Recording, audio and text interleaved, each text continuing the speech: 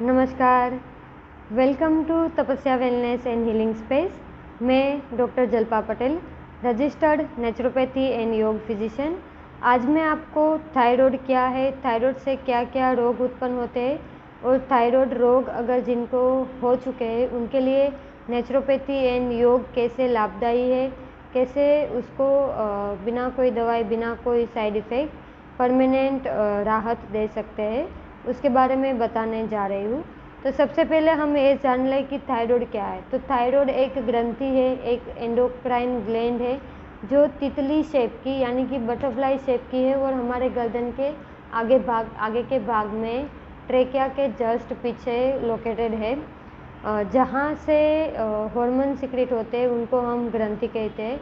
तो थायराइड एक ऐसी ग्रंथि है, ऐसी ग्लैंड्स है जहाँ से जो हार्मोन सिक्रेट होते हैं वो हमारे पूरे शरीर के मेटाबॉलिक रेट है उनको रेगुलेट करता है, मेटाबॉलिज्म को रेगुलेट करता है।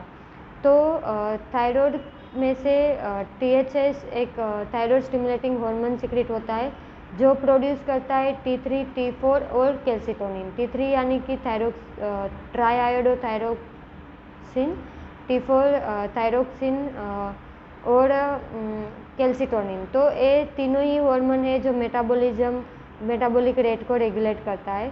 जब थायराइड की प्रॉब्लम शुरू होती है तब हमें धीरे बॉडी हमारी देती है, नोटिफिकेशन देती है, तो हम उस पर अगर ध्यान दें तो ये थायराइड का डिजीज़, थायराइड के रोग होने से पहले ही हम उसको परमानेंटली प्रिवेंट कर सकते हैं, क्योर कर सकते हैं। और जिन लोगों को हो ही चुका है उनके लिए भी नेचुरोपैथी एंड योग बहुत ही लाभदायी है। तो थायराइड कैसे होती है, थायराइड प्रॉब्लम कैसे होता है? तो सबसे पहले हम सब जानते हैं कि एक तो हेरिडिटरी है ही, या तो यानी कि हमारे मम्मी पापा को है या दादा दादी या फैमिली के किसी भी हिस्ट्री में अगर थायराइड है तो वो हमारे हेरिडिटरी में आने की संभावना है।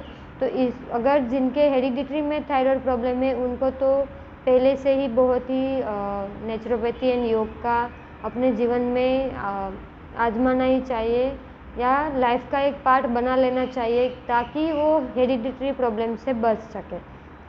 अगर जिनको हेरिडिटरी नहीं है बट फिर भी अगर थायराइड आया है तो उनके लिए भी dietary modification, naturopathy modalities and योग ट्रीटमेंट, योग थेरापिटिकली शुद्धि क्रिया है, आसना है, वो सब बहुत ही इफ़ेक्टिव पाया जाता है।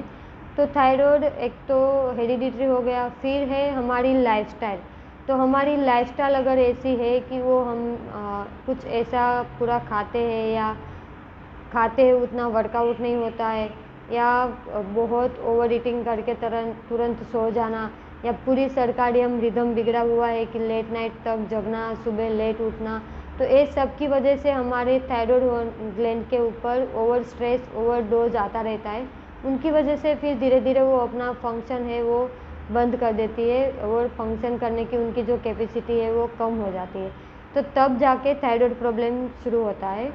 तो थायराइड प्रॉब्लम कौन कौन से है? एक तो है hypothyroidism, hyperthyroidism, Graves disease, Hashimoto thyroiditis या थायराइड नोड्यूल्स, और लास्ट में है थायराइड कैंसर। गोइटर भी है एक, जो थायराइड की एनलार्जमेंट होने से, वो हार्मोनल नहीं है बट थायराइड ग्लैंड एनलार्ज हो जाती है तब गोइटर डिजीज़ देखने को मिलता है। तो ये सब डिजीज़ है जो थायराइड की वजह से देखने को मिलते हैं। ये सब के कॉमन सिम्टम्स में देखा जाए तो मैंने सबसे पहले बताया कि थायराइड ग्लैंड है वो हमारे मेटाबॉलिज्म को रेगुलेट करता है। तो मेन जो सिम्टम्स है वो वेट बढ़ता है या तो कम होता है। अगर आपको हाइपोथायरॉयडिज्म है तो आपका वेट धीरे धीरे बढ़ता जाएगा। तो सबको एक क्वेश्चन होता है कि हाइपो है तो कम होना चाहिए, बढ़ता क्यों है? बट नहीं, वो जो हॉर्मोन्स है T3, T4, वो हाइपो में T3, T4 कम होता है बट THS ज़्यादा सिक्रेट होता है। उसकी वजह से जो मेटाबॉलिक रेट है वो स्लो हो जाता है। तो स्लो हो जाने की वजह से हमारा जो वेट है वो बढ़ता जाता है। फिर जैसे हाइपरथायरॉयडिज्म है तो उसमें वेट कम हो जाता है, तो उसमें THS है वो ज़्यादा सिक्रेट होता है और T3, T4 की वैल्यू कम रहती है, तब मेटाबॉलिक रेट है वो फास्ट हो जाता है। फास्ट हो जाने की वजह से हम जितना खाता है उनका उतने ज़्यादा उसका मेटाबॉलिज्म फास्ट हो जाने की वजह से धीरे धीरे वेट कम होता जाता है। तो ये मेन सिम्टम्स है। बाकी के एसोसिएटेड सिम्टम में हेयर फॉल है, ग्रेइंग हेयर है, ब्रेकिंग हेयर है, या पीरियड्स की प्रॉब्लम होती है। फिर कॉम्प्लिकेशन में धीरे धीरे अगर क्योर नहीं करते तो पीसीओडी पीसीओएस भी हो सकते हैं, डायबिटीज़ भी हो सकता है, कोलेस्ट्रॉल भी आ सकता है। ऐसे बहुत सारी कॉम्प्लिकेशंस भी देखने को मिलते हैं।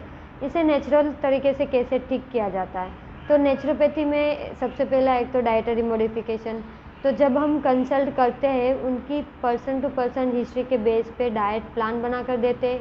वो डाइट प्लान ही अगर आप घर पर फॉलो करना शुरू कर दो तो उससे ही आपको बहुत ही इफ़ेक्टिव रिजल्ट मिलना शुरू हो जाता है। धीरे धीरे आप थायराइड की मेडिसिन अगर ले रहे हो तो वो भी बंद हो जाती है और आपको कोई भी दवाई पे रहने की ज़रूरत नहीं है। आप खुद बिना दवाई से, बिना थायराइड से ही आराम की ज़िंदगी जी सकते हो। बट इसके लिए आपको डाइटरी मॉडिफिकेशन जो नेचुरोपैथी डॉक्टर्स बताते हैं उसके अकॉर्डिंग फॉलो करना पड़ेगा और वो स्ट्रिक्टली ही फॉलो करना रहता है। साथ ही में हमारी हाइड्रोथेरापी है जो पानी से अलग अलग ट्रीटमेंट्स होती है। अल्टरनेटिव मेडिसिन है तो एक्यूपंक्चर है जो मेटाबॉलिक रेट के लिए बहुत ही इफ़ेक्टिव ट्रीटमेंट पाई जाती है। फिर अगर वेट ज़्यादा है तो उसके लिए वेट लॉस प्लानिंग भी होता है। तो उसमें अलग अलग डिटॉक्सिफिकेशंस प्रोसेस होती है जिससे वेट कम होता है। साथ में योग का हम सपोर्ट लेते हैं। तो योग में योग आसना है, शुद्धि क्रिया है। योग में भी एक वमन है जो बहुत ही इफ़ेक्टिव ट्रीटमेंट है थायराइड के लिए, जहाँ हमें पानी पीकर निकालना है। तो जब हम फोर्सफुली निकालते हैं तो वो थायराइड के ऊपर स्ट्रेस देता है और थायराइड के आसपास के जितने भी टॉक्सिन्स है उसको बाहर निकाल देता है।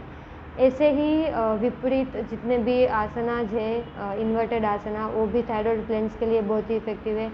हस्त मुद्राएँ भी कुछ ऐसी बताई गई है जो आपके मेटाबॉलिक रेट को इम्प्रूव करे।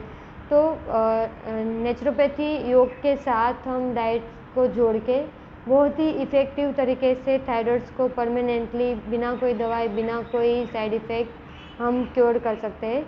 अगर आपको या आपके फैमिली में या आपके फ्रेंड्स में किसी को भी थायराइड्स के प्रॉब्लम से या ये सिम्टम्स देखने को मिलते हैं तो प्लीज़ कंसल्ट करें Tapasya wellness and healing space, जो फर्स्ट फ्लोर 31 नंबर की शॉप है कान्हा सिटी में, opposite to Ajwa bridge, Ajwa road, Vadodara में है। आप ऑनलाइन भी कंसल्ट कर सकते हो, ऑफलाइन है तो बड़ौदा में आप सेंटर पे भी आ सकते हो। कॉल करके अपॉइंटमेंट बुक करें 9265551731 पर, और एल्स आप मेल भी कर सकते हो tapasyaWellness22@gmail.com पर। अगर किसी भी तरीके का आपको क्वेश्चन है तो आप कमेंट बॉक्स में ज़रूर कमेंट कीजिएगा, आपको आंसर और रिप्लाई ज़रूर ही दी जाएगा। नमस्कार।